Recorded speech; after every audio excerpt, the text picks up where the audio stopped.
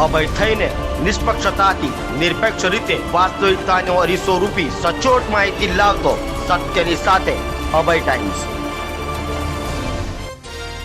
આજે અષાઢી બીજના રોજ સુરતમાંથી અલગ અલગ 7 જગ્યાએથી રથયાત્રાનું આયોજન કરાયું હતું, જેમાં મેદરપુરામાં ગોળિયા બાવા મંદિરેથી નીકળેલી રથયાત્રામાં ભક્તો ઉમટી પડ્યા હતા।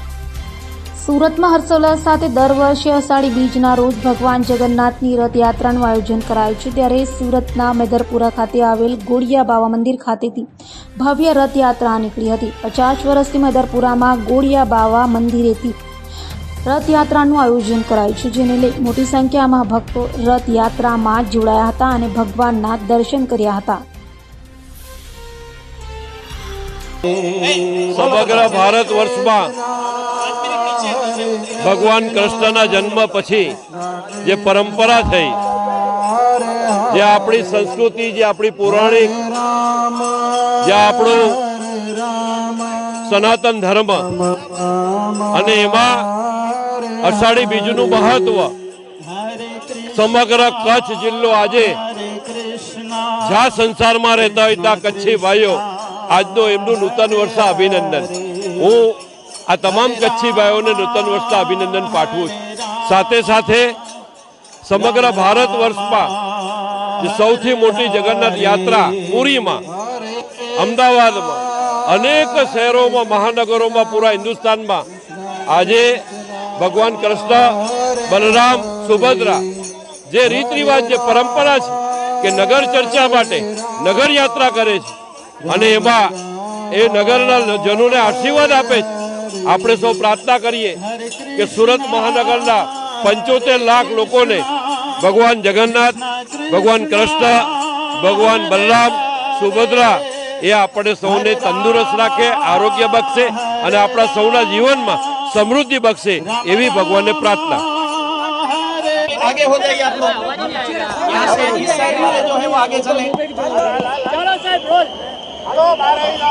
आज आषाढ़ी बीज के दिन भगवान श्री जगन्नाथ जी की रथ यात्रा जो है स्टार्ट होने जा रही है और अपने शहर में कुछ 7 जितनी रथ यात्रा निकलती है, जिसमें अपने आज मुख्य रथ यात्रा अपने स्टेशन से चालू होकर जहांगीरपुरा जो इस्कॉन मंदिर तक जाएगी और लाखों की संख्या में लोग जो है दर्शन करने के लिए आएंगे, रथ खींचने के लिए आएंगे। तो मैं सभी को जो है हमारे सूरत शहर पुलिस परिवार की तरफ से सभी की जिंदगी में भगवान का उन्नति का रथ, अच्छा हेल्थ का रथ, आपका जो तमाम आप घर परिवार में सुखी रहे, उसका रथ हरदम साल भर रहे, ऐसी मैं शुभेच्छा भी देता हूँ और भगवान से विनती भी करता हूँ। जय हिंद।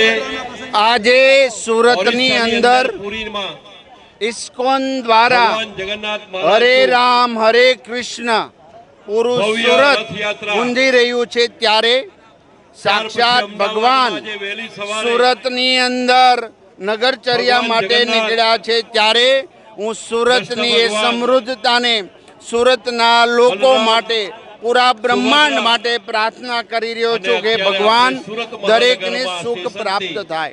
हिंदू धर्म अने हिंदू एटले अहिंसकता, हिंदू एटले प्रेम, करुणा ने दया, हिंदू एटले जीवोनुं रक्षण करवुं। आ ब्रह्मांडनी अंदर आ वाणी गुंजी रही छे। पूरा विश्वनी अंदर हरे राम हरे कृष्णनो नारो गुंजी रह्यो छे, त्यारे આજે માત્ર ભારત નહીં, પૂરી દુનિયાના દરેક દેશોની અંદર કૃષ્ણ ભગવાન એ નગરચર્યા કરી રહ્યા છે। આ પરંપરા યુવાનો જીવંત રાખી રહ્યા છે।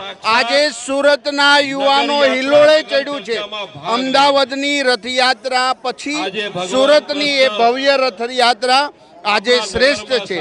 આજે દરેક નગરજનો પોતે શેરીએ ગલીઓમાં સાક્ષાત ભગવાનના દર્શન માટે નીકળી રહ્યા, જોવા માટે નીકળી રહ્યા છે। ત્યારે હું એ ભક્તોને કોટી કોટી વંદન કરું છું કે મારું સુરત, મારું ગુજરાત, ભારત અને સમગ્ર સૃષ્ટિ શ્રેષ્ઠ બને, એમના આરોગ્ય બને, તંદુરસ્ત બને, એ જ અભ્યર્થના સૌને। જય શ્રી કૃષ્ણ।